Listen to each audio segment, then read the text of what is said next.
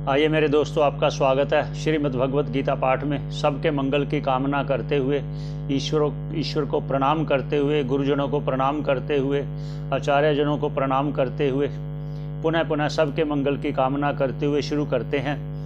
भगवत गीता 9वां अध्याय 11 नंबर श्लोक पर विश्राम दिया था।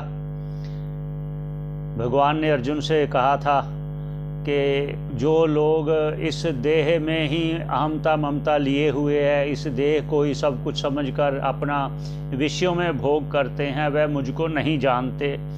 ऐसा मेरा परम भाव जो है, जो मैं सबका हितैषी हूँ, शुद्ध बुद्ध आत्म स्वरूप हूँ, सबकी आत्मा होते हुए जो मुझको नहीं जानते, इस दोष से युक्त हुए क्या करते हैं, ऐसा भाव लेते हुए भगवान आगे बोले। क्या बोले, उस पर उच्चारण करते हैं। पहले 12 नंबर श्लोक कि जो मुझको नहीं जानते, मैं उनकी आत्मा होते हुए भी ऐसी मेरी अवज्ञा करते हैं, जो वो फिर क्या करते हैं, उच्चारण करते हैं 12 नंबर श्लोक।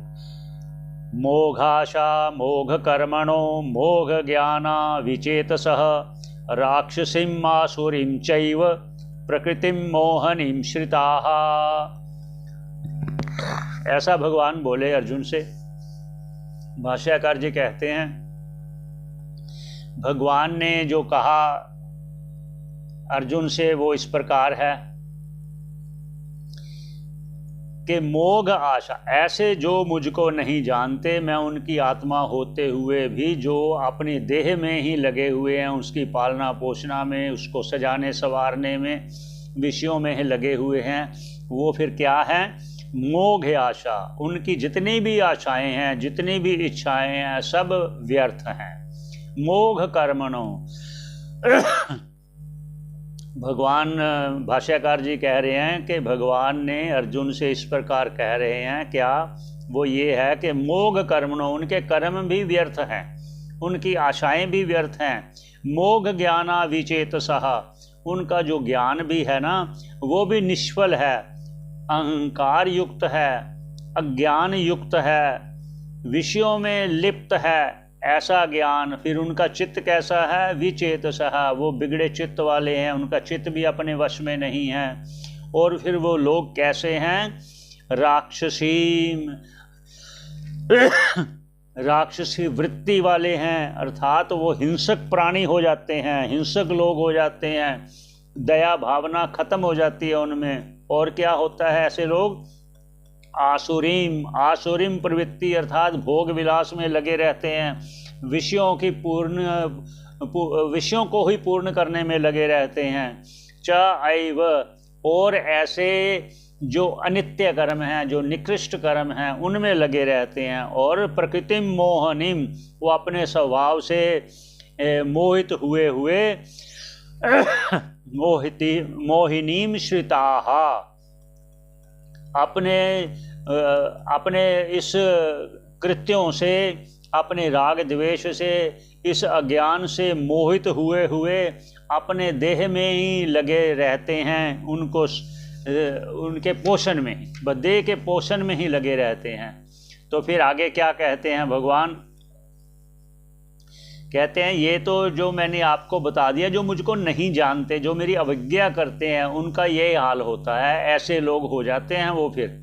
और जो मेरे ध्यान रखते हैं जो मुझको चाहने वाले हैं, उस पर भी मैं तुझे कहता हूं, हे मेरे प्रिय अर्जुन, वो भी सुनो। 13 नंबर श्लोक उच्चारण करते हैं। महात्मानस्तु माम पार्थ दैवीं प्रकृतिम आश्रिताः भजन्ते अनन्य मनसो ज्ञात्वा भूतादिम अव्ययम्। भगवान ने अर्जुन से इस प्रकार कहा। अब भाष्यकार जी कहते हैं, जो भगवान ने कहा वो इस प्रकार है, कह रहे हैं, महात्मानः, तो निश्चित रूप से वो महात्मा है, वो दैवी संपदा वाला है। दैवी संपदा अर्थात शम दम श्रद्धा समाधान, इसमें युक्त है। उसने अपना जो चित्त है वो वश में किया हुआ है, ईश्वर में चित्त को लगाया हुआ है। माम, किस में लगाया, माम, मुझ में, मुझ ईश्वर में उसने अपना चित्त लगाया हुआ है। हे पार्थ, ऐसा भगवान बोले कि हे मेरे प्रिय अर्जुन, हे पार्थ, वो फिर कौन है? वो दैवीम, वो सात्विक भावना वाले हैं। प्रकृति में आश्रिता, वो सात्विक भाव वाले हैं, सात्विक भाव में ही आश्रित हैं, सत्वगुण प्रधान वाले हैं। और फिर क्या करते हैं? फिर भजंती, मेरा भजन करते हैं। कैसे करते हैं? अनन्य मनसो हो, अनन्य चित्त वाले होकर, जिनके लिए और कोई कुछ नहीं है, बस मैं ही उनके लिए सब कुछ हूँ, ऐसा अनन्य है मनसो वाले। ज्ञात्वा भूतादि मव्ययम, और वो मुझको ही सभी भूतों का कारण जानते हैं। व्यापक मुझको जानते हैं कि मैं व्यापक हूँ, सभी भूतों का स्वामी हूँ, सभी भूतों का कारण हूँ, ऐसा वो मुझको जानते हैं। और किस प्रकार भजते हैं? अगर तेरी इच्छा ऐसा है कि और किस तरह भजते हैं मेरे को, तो मैं तुझको वो भी बताता हूँ। क्या कहते हैं आगे भगवान? 14 नंबर श्लोक पहले उच्चारण करते हैं, फिर भाष्यकार जी जो कहते हैं वैसे उच्चारण करेंगे। 14 नंबर श्लोक। सततम कीर्तयन्तो माम यतन्तश्च दृढ़व्रताः नमस्यन्तश्च माम भक्त्या नित्ययुक्तः उपासते। अब भाष्यकार जी कह रहे हैं भगवान अर्जुन से इस प्रकार बोले। क्या बोले? हे मेरे प्रिय अर्जुन, वो कैसे मेरा भजन करते हैं सुनो। सततम, निरंतर मेरे भजन में लगे हुए हैं। कैसे भजन में लगे हुए हैं? कीर्तयन्तो, कीर्तयन्तो अर्थात जो वेदों में मेरे गुण कहे गए हैं कि वो शुद्ध है, बुद्ध है, वो दयालु है, वो कृपालु है, वो सबका कल्याण करने वाला है, सर्वहितैषी है, ऐसे जो गुण कहे गए हैं उनको श्रवण करते हैं, उनका कीर्तन करते हैं, उनको दूसरों को सुनाते हैं, वो दूसरों से सुनते हैं। माम यतन्तश्च, और वो मुझको ही यतन पूर्वक मेरे गुणों का गुणगान करना, मेरे गुणों को सुनना और सुनाना, ऐसा दृढ़ व्रता, ऐसे पक्के मन वाले जो निरंतर लगे रहते हैं। और क्या करते हैं? नमस्यन्तश्च, वो बार बार वाणी से मुझे नमस्कार करते हैं, मन से मुझे नमस्कार करते हैं, काया से मुझे दंडवत प्रणाम करते हैं। माम भक्त्या, और मेरी भक्ति करते हैं। कैसे करते हैं? नित्य युक्तः, निरंतर मुझ में ही लगे हुए। कैसे? मेरी उपासना करते हैं, मेरे को गुणों का गुणगान करते हुए, मेरा ध्यान करते हुए, मेरी उपासना करते हुए, इसी में लगे हुए हैं। और अगर हे अर्जुन, अगर तू ये जानना चाहता है और किस किस प्रकार मेरा भजन उपासना करते हैं, मेरा भजन करते हैं, तो मैं वो तुझे वो भी कहता हूँ। अब भगवान वो कहेंगे जो आपसे पहले 2 बार संकेत किया था, उदाहरण के रूप में किया था। अब भगवान से भी आप वो श्रवण करेंगे। क्या? 15 नंबर श्लोक पर पहले चलते हैं, उच्चारण करते हैं, फिर भाष्यकार जी क्या कहते हैं कि उस पर चलेंगे। ज्ञान यज्ञेन चाप्यन्ये यजन्तो माम उपासते एकत्वेन पृथकत्वेन बहुधा विश्वतो मुखम। ऐसा भगवान ने अर्जुन से कहा। अब भाष्यकार जी कह रहे हैं कि भगवान ने अर्जुन से इस प्रकार कहा, वो ये है। ज्ञान यज्ञेन चाप्यन्ये यजन्तो माम उपासते। भगवान कह रहे हैं अर्जुन से कि कोई तो मुझे ज्ञान यज्ञ से मेरी उपासना करता है, जिस प्रकार ये भगवत गीता का श्रवण हो रहा है, हम श्रवण कर रहे हैं, ये ज्ञान यज्ञ है कि जो आत्म तत्व का उपदेश भगवान ने अर्जुन को दिया वो हम श्रवण कर रहे हैं। ज्ञान यज्ञेन, ऐसा श्रवण करते हुए, इसी में ध्यान लगाते हुए, और कुछ अन्य जो हैं वो यज्ञ द्वारा मुझे मेरी ही उपासना में लगे हुए हैं। और कैसे हैं? एकत्वेन, और कोई तो बस एक मैं ही हूँ, मुझ परमेश्वर में ही उनका ध्यान है।